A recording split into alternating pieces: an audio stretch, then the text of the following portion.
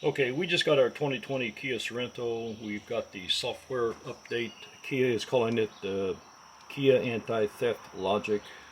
And I'm going to explain it to you in simple terms the way the Kia service writer in Louisville, Kentucky explained it to me when he handed me my keys when I left. And also I just want to note that while I was there was 8 Kia vehicles.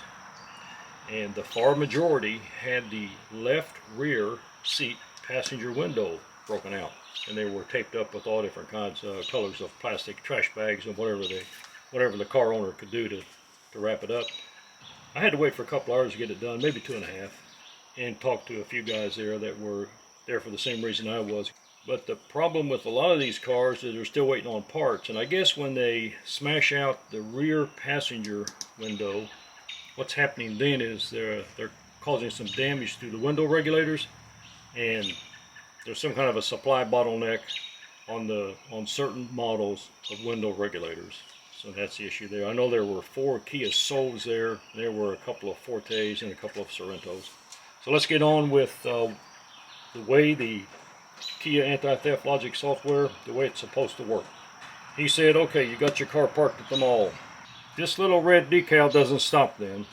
So he said they're going to go ahead and still break that window out and climb in the front. They're going to plug in their little USB cable and attempt to start the car with however that works. I don't know. I don't want to know. It's widely known that Kia and Hyundais are getting stolen all over the U.S. I'm not sure about the world. So they're going to plug in their USB cable and they're going to go ahead and do their thing and attempt to start the car. Now he said without the key in the ignition, and here's where the software comes into play. Without a key in the ignition, the engine will start. But by the time they shift it into drive, the engine should die. The engine should not run for more than 2 seconds. The software update will kill the fuel injectors. It shuts them off the same as a scan tool would do. Now the thief, he can keep repeating this start and die process. He should get nowhere. He'll start it, within a couple of seconds it dies, he puts it in park or whatever he does with his USB cable.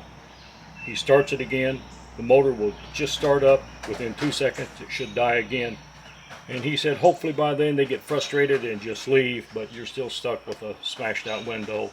And it was as simple as that. Will it work?